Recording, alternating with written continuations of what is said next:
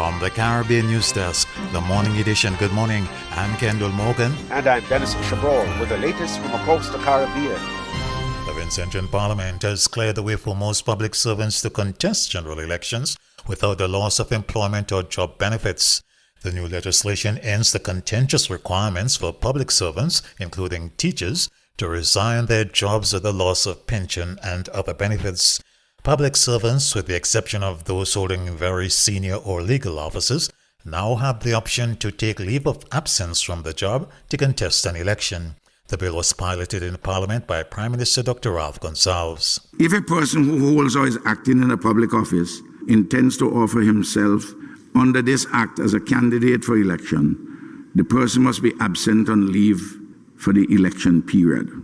To comply, the person referred to is required to take accrued leave or leave without pay. The parliamentary opposition supported the legislation, but opposition leader Dr. Godwin Friday questioned the timing, coming after 3 teachers who were recent unsuccessful opposition candidates had to go through the courts to claim pension benefits. I would like to say that I am happy to support this legislation because it gives effect to something that should have been in place a long time ago.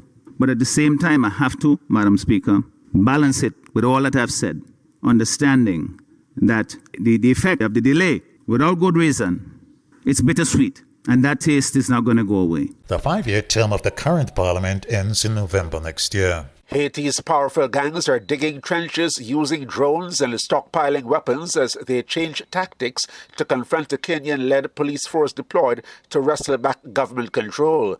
A United Nations annual report says violence has spiked with more than 3,600 homicides and 1,100 kidnappings between January and June, and 85% of the capital, Port-au-Prince, now ruled by the gangs.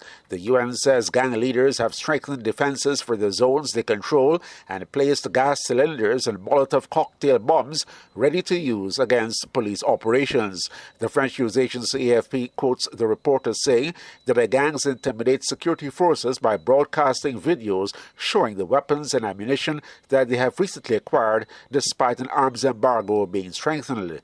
Human shields are another new tactic, with civilians prevented from evacuating, trapped in their homes, and killed if they try to escape. The St. Kitts and Nevis Chamber of Industry and Commerce wants the government to reduce the number of work permits for unskilled workers from outside the Caribbean community, CARICOM.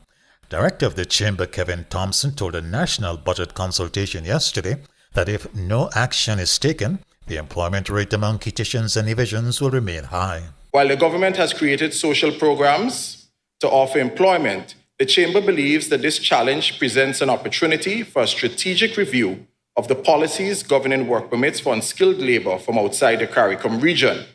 As each work permit issued for unskilled labor from the Asian continent and otherwise contributes to unemployment and effectively increases the number of persons on work programs such as STEP, which may become financially unsustainable in the short term. Jamaica's outgoing Finance Minister Nigel Clarke says his government's focus has been on improving quality of life rather than merely handing out huge salary increases. In his final address to Parliament before he takes up duties as Deputy Managing Director of the International Monetary Fund (IMF), Dr. Clarke said the minimum wage has increased by 250% in Jamaican dollar terms and 88% in US dollar terms. He, however, says the Jamaican government has guarded against focusing heavily on pay hikes. If we focus on income alone, we will not improve quality of life.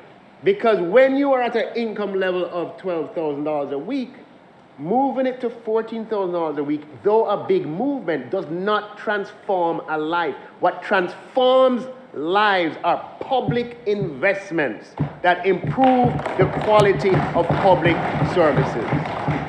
And which is why I've been such a fervent believer and I've worked so assiduously on the buses, on the garbage trucks, on the stadium, on the hospitals, on the parks. Jamaica's Prime Minister Andrew Holness yesterday named his Education Minister as the new Finance Minister to replace Dr. Nigel Clarke, who has moved on to the International Monetary Fund. Minister Williams, who is a chartered financial analyst by profession, was among new appointments which the Prime Minister says will help pivot the country towards a growth-oriented economic policy. The Honourable Favour Williams, MP, will assume duties as Minister of Finance and the Public Service. Senator Dr. the Honourable Dana Morris Dixon will assume duties as Minister of Education, Skills, Youth and Information.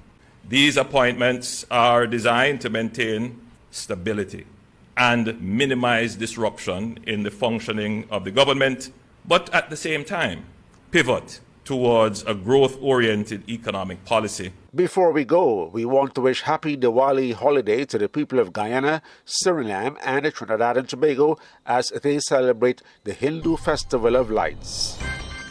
This has been the morning edition from the Caribbean News Desk.